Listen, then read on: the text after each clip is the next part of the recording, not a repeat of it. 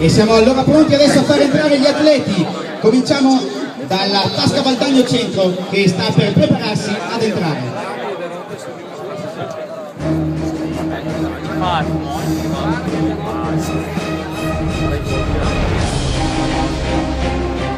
Prima di entrare in campo, 4 anni si è fatto gli aerosol dentro, spogliatoi, gente che aveva il flebo, a 40 anni di media, è ora di vincere qualcosa, cazzo. Esatto. Già è il momento, cioè che mo da tanto al calcio, ma non ho mai portato a casa. 40 anni, mi sei 2 volte 20 anni. Due volte 20 anni, ragazzi. Già è ora di portare a casa il frutto della vita. Sacrifici, le settimane di sacrifici, gente sta a casa da lavorare, gente si rompe i bracci, va bene. 4 si licenziamo e Esatto. Comunque è uno stadio tutto meritatamente in finale, Gnati di solito abbiamo sempre in finale tutti i tornei che abbiamo. È il primo torneo che abbiamo.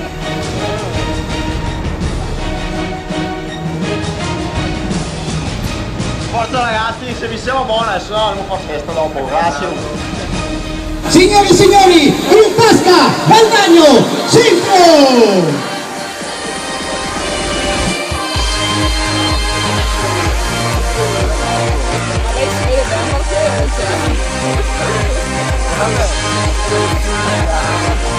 Bello però le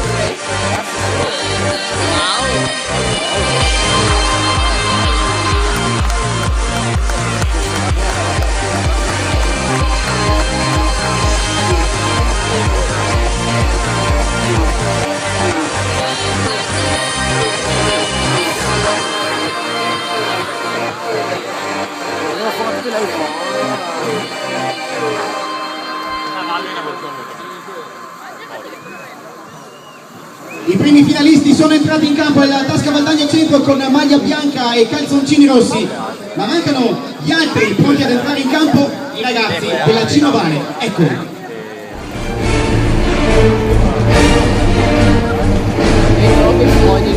Il nostro è un calcio totale, modello olandese, con un'aggiunta delle varianti di peso come Antonio Crocco, che è il nostro finalizzatore, il nostro bomber e ci ha portato fino in finale.